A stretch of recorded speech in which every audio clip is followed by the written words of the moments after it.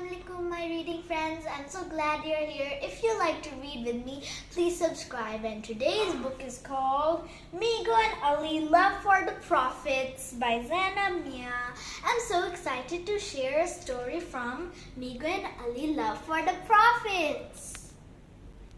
If you have a copy of Migo and Ali, please come read with me.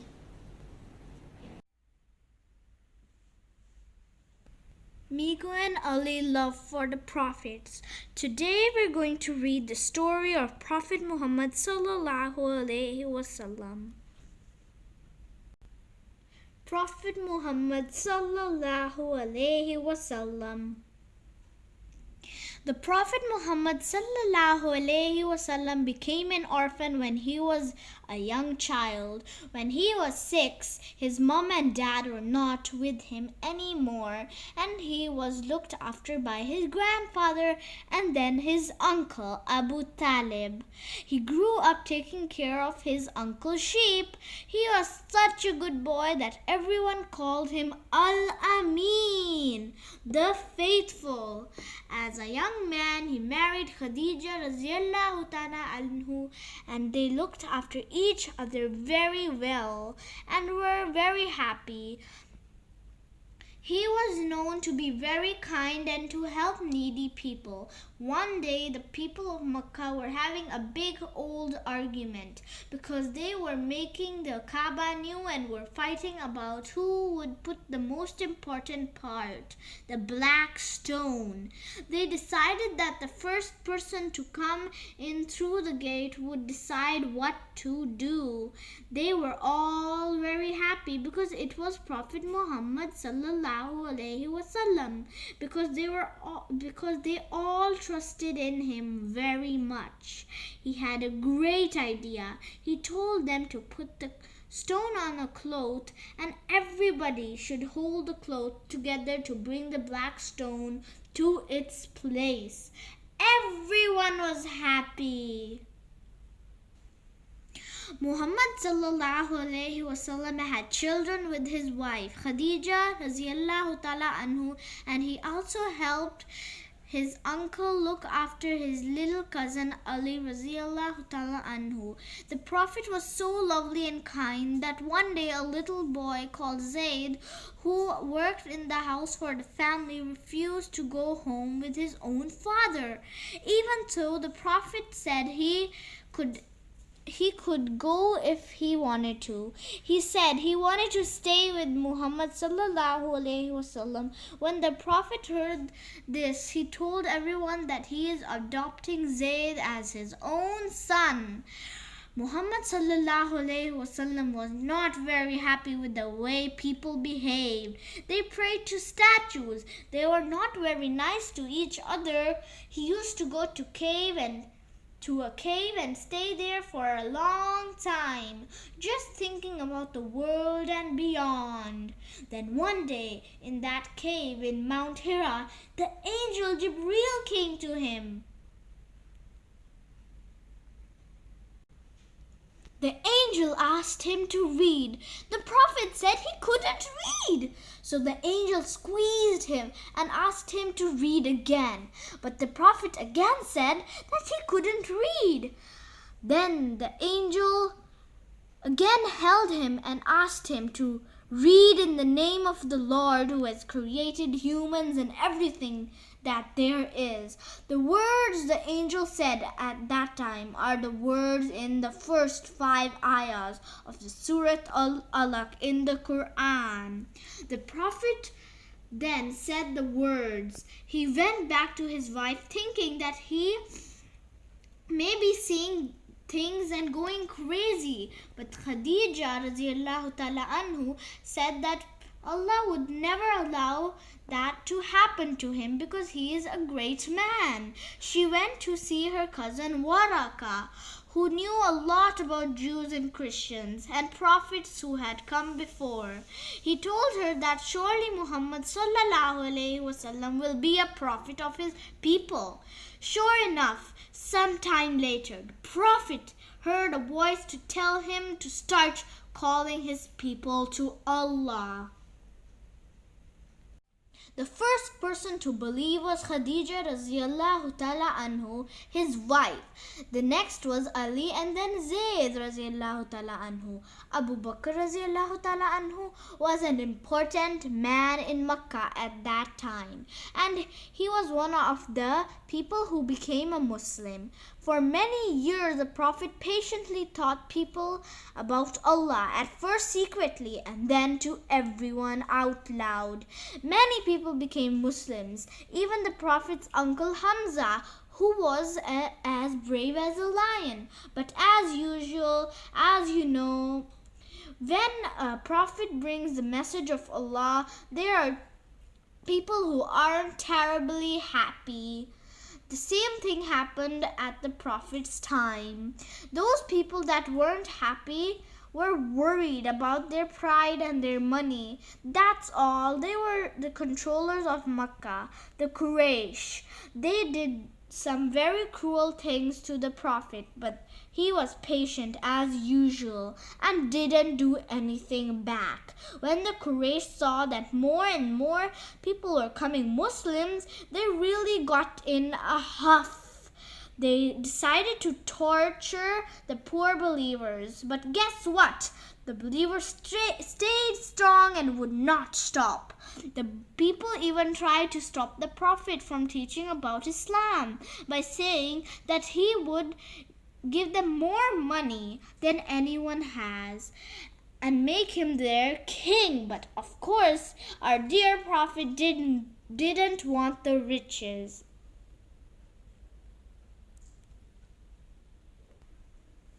The Quraysh were being even more cruel and making the Muslims' lives very hard. So the Prophet said that some of them should go to Abyssinia because there is a pious king who is a good man. That king was a Christian, and he was very kind to the people who went to his country to be saved.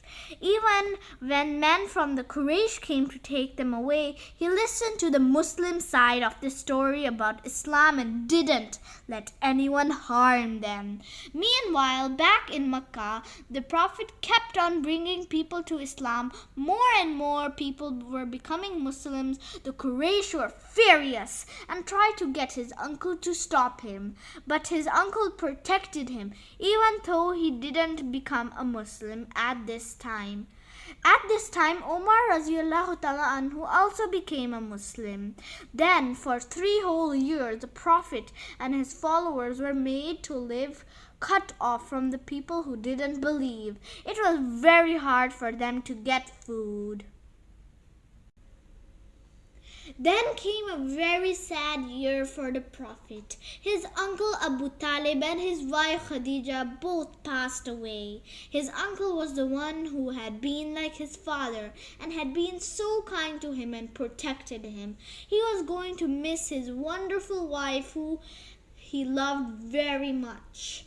One day the Prophet was telling a group of people about Allah. Some of them were from a city called Yathrib. Then later it was called Medina. They became believers and went and told their people about the Prophet. Now when it had been 12 years since the Prophet started calling people to Allah, a very special thing happened. The Prophet went on a journey from Makkah to Jerusalem and then to heaven. Yes, it's amazing. This is called the Miraj. First his heart was washed and he went on a buraq, which is a sort of a horse, but it can go very far and very quickly. During this journey, the Prophet met and said salam to the other prophets in heaven. Also, here Allah told the Prophet that his people have to pray Salah 5 times a day. At first, Allah actually said 50 times, but then Allah made it less for us when the Prophet asked him to, because Musa alayhi salam told him we would find it too hard. After that, some people came from Yathrib, Medina, to make a promise to the Prophet to be good Muslims and to be good to him. Sometime later, the Prophet actually went to live in Medina. that moving from his home in Mecca to Medina is called the Hijrah. When the Prophet and his friends lived there, the city became Medina. The mosque of the Prophet is built in that place. The Prophet's camel chose by kneeling down there. The people of Medina were called the Ansar, the helpers of the Prophet. The Prophet and all the people there lived happily. Some rules were made, which included that the Jews would also live there just as happily as the Muslims. But guess what? Those naughty people in Mecca did not give up. They still wanted to harm the Prophet and the Muslims. They marched 1,000 men to Medina to attack. The Muslims got together 300 men to fight back and protect themselves. Even though there were many more men on the other side, they lost the battle and the Muslims won. This battle is called the Battle of Badr. Later, there was another battle between the Quraysh and the Muslims called the Battle of Uhud. This time, the Prophet from Mecca really wanted to make sure to win. They got 3,000 men, 200 horses, and lots of great weapons. The Prophet ﷺ had a lot less men and only one horse. They lost this battle sadly because some of his men didn't listen to the Prophet's order. Even Hamza was killed. The Quraysh behaved very badly and rudely at that time. Another time, they marched 10,000 men to Medina to attack, but the Muslims dug a deep moat around Medina and protected it with the small number of men they had. The Quraysh men couldn't get in, though they sure did try. They started running out of food, and at last, when a storm came and blew away their tents, they all ran off back home. 6 years after the Prophet and his people had moved to Medina, they wanted to go see the Kaaba and pray. But when they got near, the Quraysh stopped them. Then they all decided to make some rules to have peace between everybody. The Quraysh said the Muslims could come back next year for Hajj and stay for 3 days and have Mecca to themselves. And that's exactly what they did. The Prophet sent the message of Islam to faraway places where kings were rulers. He sent messengers with letters. Some leaders listened nicely and others did not. After almost 8 years since the Hijrah, the Quraysh broke the rules of peace by attacking friends of the Muslims. So the Prophet thought it was time to stop these people in Mecca from doing wrong things. He marched 10,000 men to Mecca. The man called Abu Sufyan, who was sent to speak to them, became a Muslim. When the Prophet spoke to him, the Prophet and the Muslims entered Mecca, and not many people tried to stop them. They came peacefully. Mecca was now a city of the Muslims. The Prophet ordered all the statues that used to be worshipped to be broken. Then he spoke to all the people. Many more people became Muslim. While in Mecca, the Prophet kept spreading the message of Islam peacefully. When one of his men didn't do it peacefully without hurting anyone, the Prophet was very sad and sent lots of money to the widows and orphans. Then he went back to Medina and kept spreading the message. Slowly, all the people around became Muslims and there was no more praying to statues. Everyone was living nicely with brotherhood and love.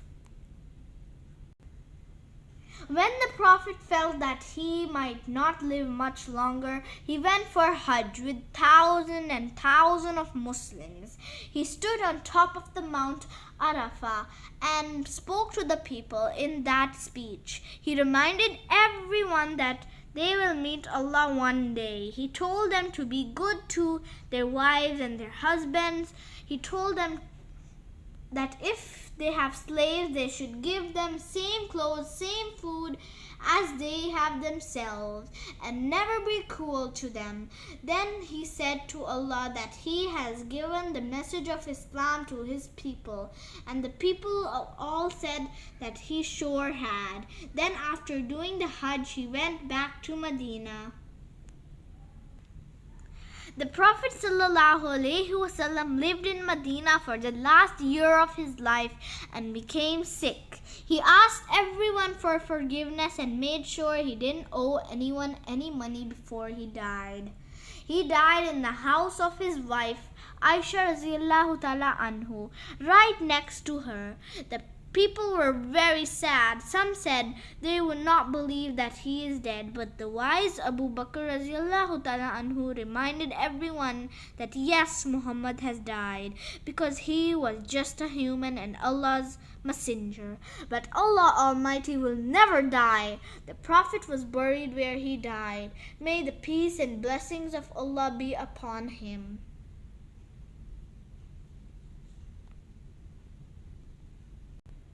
The end. Hope to see you with another prophet story. Don't forget to subscribe my channel. Bye.